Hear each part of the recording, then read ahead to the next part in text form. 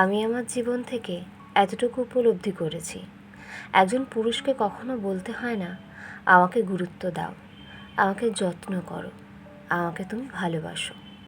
আপনি যদি আপনার পুরুষের পছন্দের নারী হয়ে থাকেন, সে আপনার জন্য সব করতে পারে, সব। পৃথিবীর বিরুদ্ধে গিয়ে হলেও আপনার জন্য লড়াই করতে পারে। যদি আপনি নাও চান, তবুও সে আপনার পায়ের কাছে মেলে ধরতে পারে দুনিয়া। শুধু পুরুষ না, এটা নারীদের ক্ষেত্রেও প্রায় প্রযোজ্য।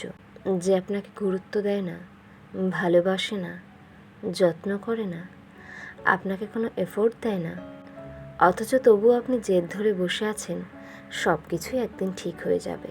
সে আপনাকে একদিন আপনার মতো করে বুঝবে, আপনার জন্য পাগলামি করবে, ভালোবাসবে। ভুল ভাবছেন, কিচ্ছু ঠিক হবে না, কিচ্ছু না।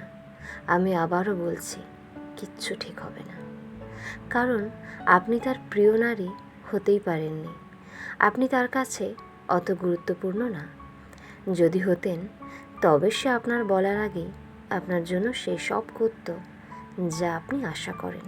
পুরুষ বা নারী না, যে কোনো মানুষ তার জন্য নিজের সর্বোচ্চটা দেয়, যার সাথে সে থাকতে চায়, বাঁচার আনন্দ খুঁজে পায়। আমি বহু পুরুষ দেখেছি যারা প্রেমিকার কাছ থেকে অপ্রেমিক, দায়িত্বশীল, রসকসীন তকমা পেয়ে বিয়ের পর হয়ে উঠেছে দারুণ যত্নশীল, দুর্দান্ত দায়িত্বশীল, চমৎকার রোমান্টিক এবং শতভাগ প্রেমিক। মনে রাখবেন, মানুষ তার প্রয়োজনে পরিবর্তন হয়। আপনাকে যার প্রয়োজন, সে আপনার জন্য তাকে পরিবর্তন করবে।